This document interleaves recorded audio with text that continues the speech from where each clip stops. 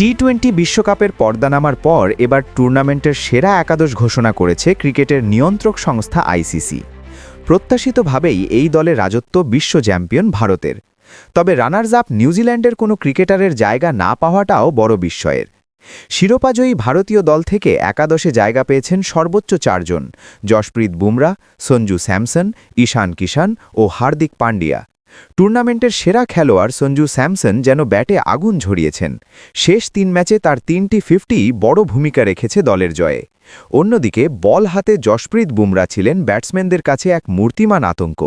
ফাইনালে মাত্র 15 রানে 4 উইকেট নিয়ে হয়েছেন ম্যাচ সেরা। পুরো আসরে ওভার প্রতি মাত্র 6.21 রান দিয়ে 14 উইকেট নিয়েছেন এই পেসার। ঈশান কিষান তার আগ্রাসী ব্যাটিংয়ে এবং হার্দিক পান্ডিয়া অলরাউন্ড নৈপুণ্যে ভারতের শিরোপা জয়ে বড় ভূমিকা রেখেছেন। ওপেনিংয়ে স্যামসনের সঙ্গী পাকিস্তানের সাহিবজাদা ফারহান। এক আসরে জোড়া সেঞ্চুরি করে ইতিহাসের পাতায় নাম লিখিয়েছেন তিনি। 6 ইনিংসে 76.60 গড় আর 160-এর ওপর স্ট্রাইক রেটে করেছেন রেকর্ড 383 রান। অন্যদিকে স্যামসন 5 ইনিংসে প্রায় 200 স্ট্রাইক রেটে করেছেন 331 রান। সেমিফাইনালিস্ট দক্ষিণ আফ্রিকা ও ইংল্যান্ড থেকে সুযোগ পেয়েছেন 2 জন করে। প্রোটিয়া অধিনায়ক এইডেন মার্করামের ব্যাট থেকে এসেছে 286 রান, আর পেসার লুঙ্গি এনগিডি নিয়েছেন 12 উইকেট। অন্যদিকে ইংলিশ সেন্সেশন উইল জ্যাক্স 4 ম্যাচে হয়েছেন সেরা খেলোয়াড়। লেগ স্পিনার আদিল রশিদ নিয়েছেন 13 উইকেট।